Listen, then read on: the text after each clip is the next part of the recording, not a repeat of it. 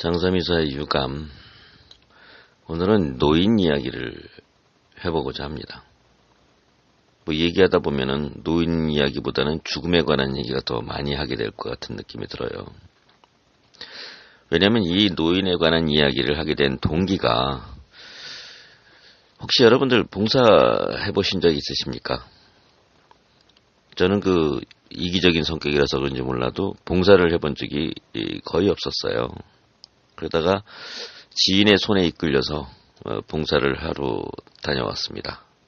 그것이 바로 노인 요양시설이라고 그러나요? 아무튼 그렇습니다. 노인 요양시설도 아마 구분이 좀 되어지는 것 같은데, 아무튼 저는 간 데가 요양원이라고 그러더라고요. 그래서 머리를 깎을 수 있는 그런 기술을 가지신 여자분들도 함께 오시고 그래가지고 머리도 깎아드리고 목욕도 시켜드리고 우리 이야기도 하고, 그러니까 말벗이라고 이러죠. 말벗도 해드리고, 그다음에 식사하시는 것도 도와드리고, 아무튼 그렇게 해서 이제 봉사를 했죠. 그래서 거기서 일하시는 분들 모습을 보니까 웬만한 어떤 소명감 없이는 힘들겠구나 할 정도로 일이 굉장히 되더라고요.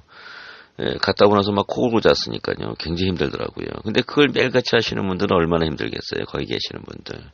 참 그분들의 노고가 대단하시다는 느낌이 들고, 그리고 그분들이 대단히 전문성이 있는 그런 업무를 하시는 것 같은데도 불구하고, 얘기 들어보니까 그렇게 이렇게 대우는 좋지 않다고 그러네요. 우리나라가 뭔들 대우가 좋겠습니까만은, 아무튼 그렇다고 그래요. 제가 이제 그분들 얘기를 하고자 하는 것이 아니고요. 이제 거기 계시는 노인분들에 대한 이야기를 하고자 합니다. 거기에 이제 다양한 연세의 분들이 계세요. 노인분들이. 그래서 제가 제일 젊은 분이 72세인가 아무튼 제가 본 게 그래요. 그리고 제일 연세가 많으신 분이 한 100세인가요? 100세인가 그래요. 102세구나. 102세인가 101세인가 그래요. 우리나라가 100세 시대가 들어섰다는 것을 거기 가서 정말 절실하게 느껴지더라고요. 보통 평균 연세가 78세에서 한 95세 사이가 대부분이시더라고요. 근데 그 중에서는 정신이 온전하신 분들이 이제 계시고, 또 정신이 온전치 못하신 분도 계십니다. 그리고 치매인데도 불구하고 전혀 반응이 없는 분들도 계세요.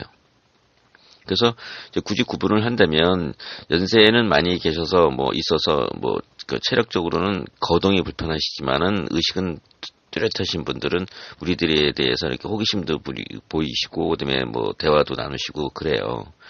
그리고 이제 정신이 온전치 못하시는 분들은 이제 치매 상태죠. 그분들은 상대가 좀 어려웠어요. 왜냐하면 자신이 누군지도 모르고 우리가 누군지도 모르니까. 그래서 그런 부분이 있었고, 또 하나의 부분은 이제 아예 그러니까 거동도 안 하시고 치매도 아니시고 그냥 멍하니 앉아 있는 그런 분들이 있어요. 멍하게 누워 계시거나 혹은 앉아 계시는 분. 눈은 한 곳을 응시하고 눈을 마치 부릅뜨듯이 뜨고 얼굴은 무표정이에요. 여러분들 혹시 무표정한 얼굴을 보신 적이 있으신가요? 전혀 표정이 없는? 흔히들 남자분들 포커페이스라는 얘기 많이 하죠. 포커페이스는 인위적인 겁니다. 자기가 표정을 짓고 싶어요. 짓고 싶은데 그걸 억지로 참고 있는 겁니다. 그렇기 때문에 결국은 상대방이 조금의 모습도 아무튼 눈치를 채게 돼 있어요. 어떻게든지 간에. 근데 제가 봤던 그분들은 완벽하게 무표정이에요. 그러니까 감정을 느낄 수가 없다 그러더라고요. 느낄 수 없는 건지 표현할 수 없는 건지 그건 저도 잘 모르겠어요. 그래서 내가 그분한테 왜 저런 표정이 되는지 모르겠다 했더니, 나이가 드시면 다 저렇게 된답니다. 그러니까 정신이 없을 경우. 그래서 그분들은 그냥 정말 아무 표정이 없어요. 말을 붙여도 눈 한번 쓱 보고 나서는 다시 또 벽을 응시하든 허공을 응시하든 한번 응시하고 그게 전부예요. 근데 그런 분들을 가만히 보고 있으면 무서워요. 그런 분들이 계신 방을 돌아다니다 보면 마치 살아있는 무덤 사이를 걷는 듯한 그런 느낌을 받았다는 겁니다. 지금부터 제가 드리는 말씀은 저 개인적인 감상입니다. 이걸 일반화해서 듣지 않으셨으면 좋겠습니다. 그냥 어느 한 사람의 개인적인 감상을 그냥 듣는다라고 생각하시면 돼요. 살아있는 무덤. 이미 돌아가신 건 아닌데도 불구하고 살아있다고 말할 수 없는, 죽은 것도 아니고 살아있는 것도 아닌 중간의 상태. 죽음을 기다리는 건지 죽음이 찾아올 때까지 그냥 그렇게 그냥 기다린다고 말할 수도 없어요. 기다리는 것은 자기 희망이 있다든가 아니면 그게 목적이다가 있을 때 기다린다 그러는 거지. 죽음을 기다린다. 죽길 바라는 거예요. 그 기다린다는 표현을 할 수가 있는데 이분은 이런 분들은 그것조차도 가지지 못하는 거예요. 이미 정신이 자기 육체에서 떠나버렸어요. 그럼 인간일까요? 아니 물체일까요? 인간도 아니고 물체도 아닌 기괴한 그런 분들의 모습을 보면서 와 정말 늙음이라는 게 무섭구나. 단순히 늙는 게 모두가 다 무서운 게 아니에요. 그렇게 늙는 게 무섭더라는 거예요. 그래서 요즘 웰다잉이라는 말이 많이 나오고 있죠. 웰다잉은 이제 웰빙이라는 말하고는 좀 배치되는 것 같은데 웰빙이 유행한 지가 한 15년 정도 됩니다. 그리고 나서 이제 웰다잉이라는 말이 요즘에 들어서 이제 등장하기 시작을 했는데 등장 배경은 고령 사회 때문에 그렇습니다. 우리나라요. 65세 노인 인구가 얼마나 될 것 같습니까, 여러분들? 우리나라 한 5천만 명 잡고요. 인구를 5천만 명을 잡고 65세 이상의 노인 인구가 얼마나 될 것 같습니까? 예, 이미 700만을 넘어섰답니다. 뭐 어느 학자가 왜 그렇게 정했는지 모르겠지만 14%가 넘고 그러니까 65세 이상의 고령 인구가 14%가 넘고 20%가 안 되는 사회를 고령 사회라고 합니다. 그리고 20%가 넘으면 초고령 사회라고 얘기를 한다고 그래요. 기준이 왜 그렇게 되는지 저도 잘 모르겠습니다. 근데 우리나라가 이미 고령 사회예요. 노인들이 14% 이상을 차지하고 있으면요. 10명 중에 1.5명 정도는 노인이라는 뜻이거든요. 이게 심각한 일입니다. 근데 이렇게 많은 분들이 계시다 보니 결국은 웰다잉이라는 단어가 등장한 겁니다. 웰다잉 속에는 뭐 다른 단어가 있을 수 있다고 생각해요. 존엄사라는 단어가 포함될 수도 있겠죠.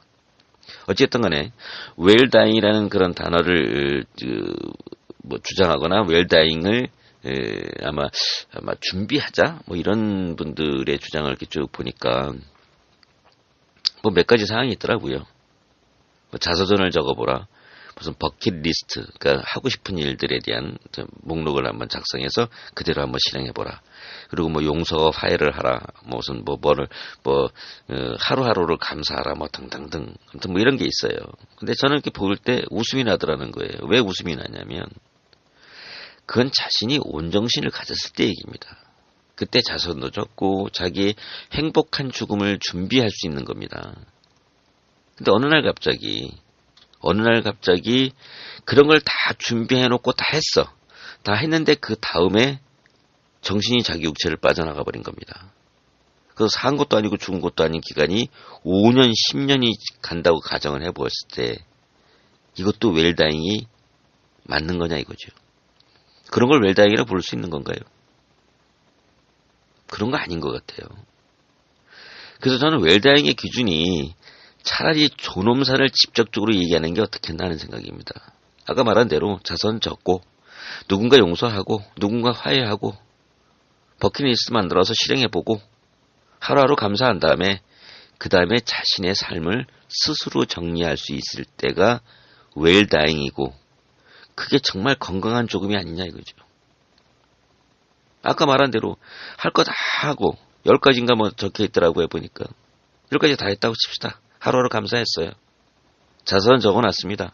버킷리스트 작성해가지고 해볼 거 다 해봤어요. 이웃에 사이좋지 않았던 가족들하고 화해도 했습니다.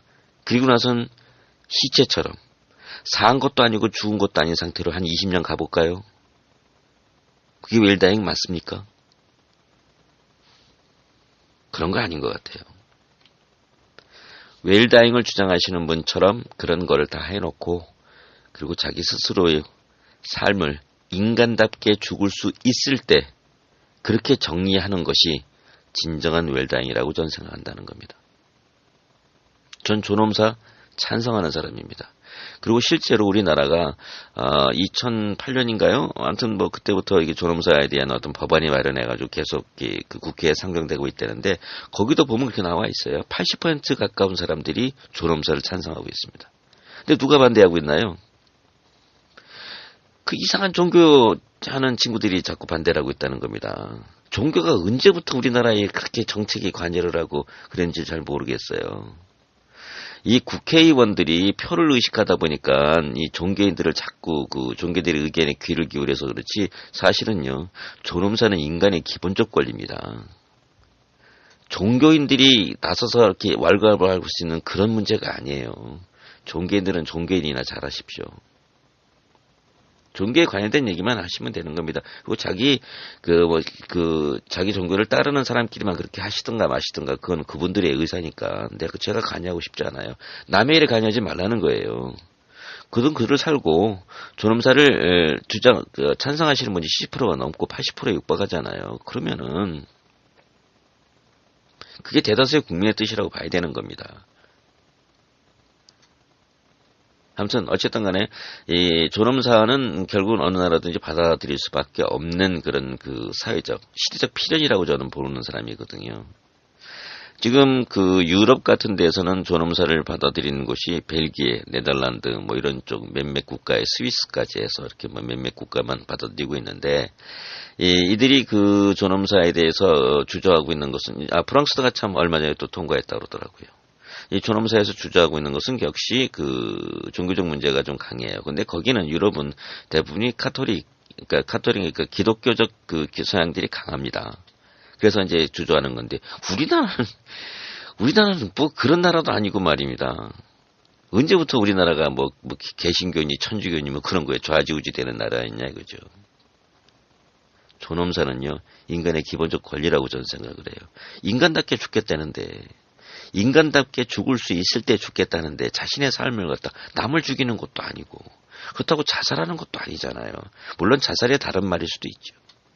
근데 자살이라는 것은 아까운 사람이 어떤 심리적인 어떤 불안이라든가 아니면 아주 순간적인 판단을 잘못으로 자기 목숨을 스스로 걷어간다는 그런 건 어리석은 짓입니다. 그런데 노인이 자신의 삶이 비록 충분히 만족스럽지는 않을지 몰라도 이만하면 됐다. 이만하면 되지 않았느냐라는 시점에서 죽을 수 있을 때 정말 건강한 죽음을 맞이할 수 있을 때 자신의 삶을 정리하는 것은 정말 인간으로서 기본적 권리 아니냐 이겁니다. 거기엔 이견이 있을 수가 없다고 저는 생각을 해요. 당연히 그래야 된다고 생각을 하고요. 유럽에서는 그 죽음, 그 안락사, 그러니까 존엄사죠. 요즘 안락사라고 표현하지 않는다고 그러더라고요. 존엄사를 인정했던 네덜란드, 벨기에, 스위스 등으로 죽음의 여행을 떠나는 유럽인들이 늘어나고 있답니다. 한 해 2,000명 정도가 죽음의 여행을 한다고 그래요. 여기서 이름을 죽음의 여행이라고 불리는 것은 죽으러 가기 때문입니다. 존엄사를 선택하고 즐거운 마음으로 죽기 위해서 자신의 삶을 다 정리하고 마치 한가로이 여행을 떠나듯이 죽음을 맞이하기 위해서 가는 여행을 죽음의 여행이라고 하는데 그 인원수가 한 해 2,000명 정도가 된답니다. 참 부러운 것이에요. 우리는 돈이 없어 거기까지 못 갑니다. 존엄사를 유지하는데도 또 돈이 드는 것 같아요. 저는 만약에 돈이 많잖아요. 그럼 거기 저도 죽음의 여행을 가고 싶습니다. 정말 인간으로서의 존엄을 지키면서 마지막 생을 정리할 수 있는 그것도 하나의 행운 아닌가 싶어요. 그럴 수 있다면. 그렇죠? 삶도 아니고 죽음도 아니고 나무 토막도 아니고 물체도 아니고 그냥 허공을 응시한 채 10년, 20년 죽음이 자기를 데리러 갈 때까지 그러고 있는 것이 그게 삶이냐 이거죠. 너무 슬퍼지는 시간인 것 같아요. 인생은 생명의 길이, 생명의 시간적 길이에 비례하는 것은 아니라는 건 여러분들 너무나 잘 아시죠. 웰빙의 개념으로 볼 때는 시간의 길이에 비례하는 것이 아니라 삶의 질, 거기에 비례한다는 건 누구나 다 인정하시잖아요. 그 웰다잉에서는요. 웰다잉에서도요. 정확히 말하면 질의 기준이 맞춰져 있어야 돼요. 시간이 길면 길수록 고통스러운 겁니다. 좀 더 극단적으로 얘기를 한다면 죽어야 될 사람은 빨리 죽는 게 차라리 그분한테도 좋다는 겁니다. 모든 사람한테 좋아요. 죽어야 될 사람이 죽지 않고 죽었는지 살았는지 모르는 상태로 그냥 시간만 흘러간다면 그 당사자도 고통스럽고요. 주변도 고통스럽고요. 정확히 하면 사회도 부담적입니다. 어느 누구도 이익을 보는 구조가 아니에요. 죽음 앞에서 이익을 따진다는 것 자체가 어불성설일 수도 있겠지만 냉정하게 얘기하면 우리들 삶 전체가 누군가의 이익이 되고 누군가에게 도움이 될 수 있는 그런 상태로 마무리된다면 더욱더 가치 있는 거 아니냐 이거죠. 그러기 위해서는 존엄사는 인간의 기본적 권리로서 국가가 칼을 들고 뛰어들어서 간섭할 일이 아니라고 저는 생각을 합니다. 저는 그런 삶을, 그러니까는 웰빙이죠. 잘 살지를 못했을지언정 잘 죽고 싶은 생각은 있어요. 오늘 눈을 감으면 내일 아침에 눈이 안 떠지는 그러한 죽음. 그런 죽음의 해군이 만약에 없다면 내 스스로 선택할 수 있는 존엄사를 선택하고 싶다는 거죠. 존엄사의 길로 가고 싶어요. 여러분들은 어떻게 죽고 싶습니까? 그 이상한 같지 않은 종교의 의식에 따라서 그냥 나무토막처럼 10년, 20년 있고 싶으세요? 그 진짜 종교 맞습니까? 그렇게 사실래요? 그 주장한 사람이 그렇게 살면 좋겠습니까? 그분이?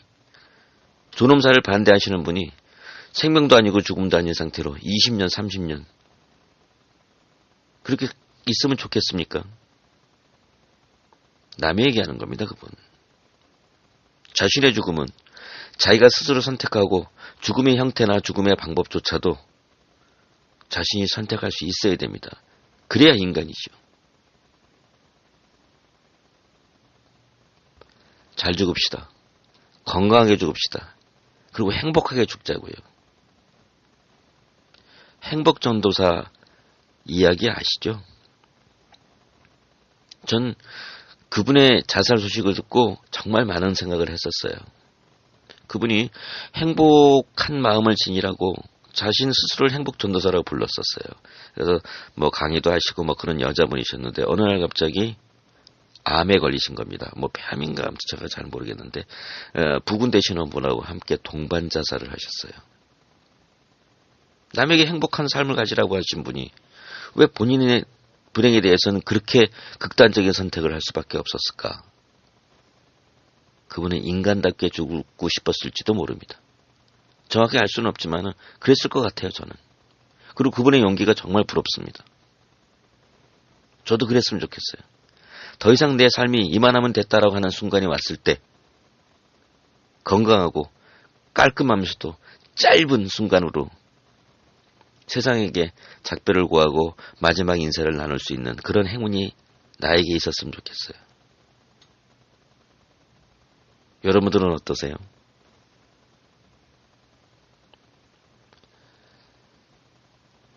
노인과 죽음, 그리고 그 정말 허무한 늙음, 뭐 그런 것들을 생각하게 됐던 봉사의 하루였습니다. 장삼이사의 유감, 오늘은 여기까지입니다.